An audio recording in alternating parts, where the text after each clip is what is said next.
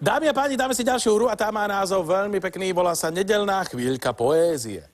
A téma znie: Na hoteli som spal so zebrou v jednej posteli.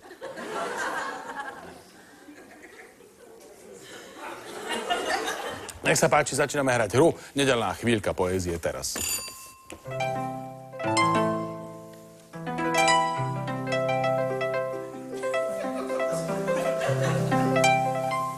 Už mala dosť slušne vydraté rebrá.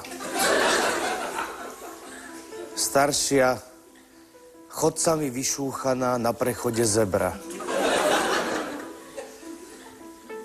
Bolo mi jej ľúto a tak som ju vybral. Namiesto toho, aby som sa pozeral, z chodníka som mu vyrezal. Zroloval som si ju, nech nevyzerá ako ovca, do takej dlhej rolky, ako do pokrovca.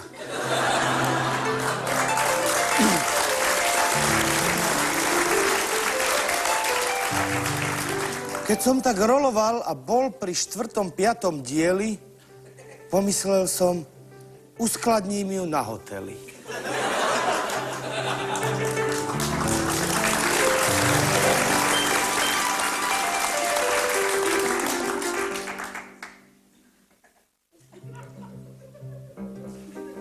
Čo by na to povedala moja mama? Kúknem na zebru zblízka, bola obrezaná.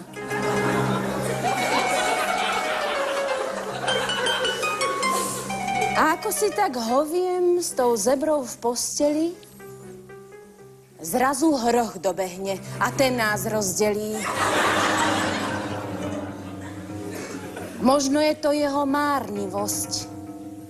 Rozdelí nás jeho žiarlivosť. Možno budeme mať spolu malé hrošíčatá. Bude ich toľko a budú spievať ako Prešovčatá.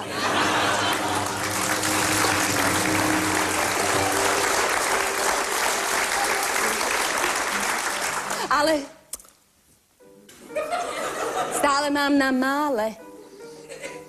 Tá zebra, ako na ňu pozerám, obrezaná, ale strašne zlatá.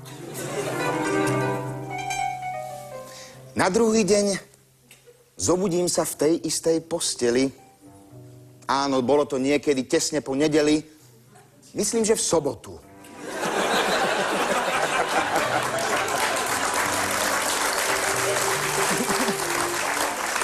Pamätám si to presne, pretože vtedy som nemal robotu. A bola to pre mňa veľká záhada. V mojej hotelovej izbe je celá zoologická záhrada.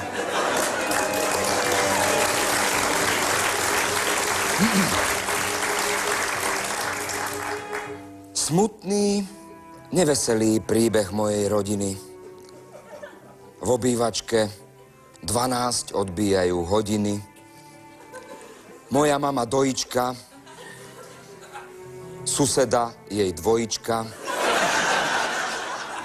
otec chemik a ja čistý schizofrenik.